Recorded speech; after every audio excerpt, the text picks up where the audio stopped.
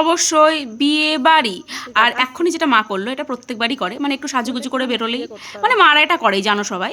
তো যাই হোক, প্রথমেই চলে গেছিলাম আমি অদির বাড়ি।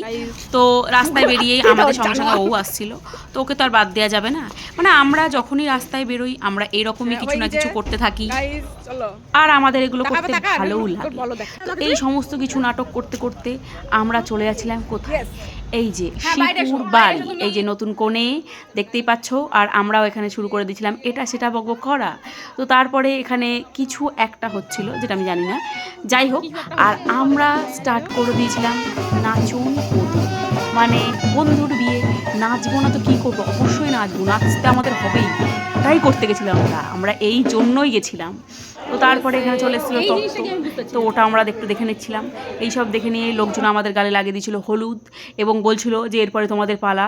তো যাই হোক, মানে আমরাই দুজন লাস্ট আছি আর কি। তো তারপরে এখানে ওই যে জল সাজার ওই সমস্ত কিছু হচ্ছিলো, স্নান টান। তো এই সমস্ত করে নিয়েই আমরা চলে গেছিলাম মানে গিলতে।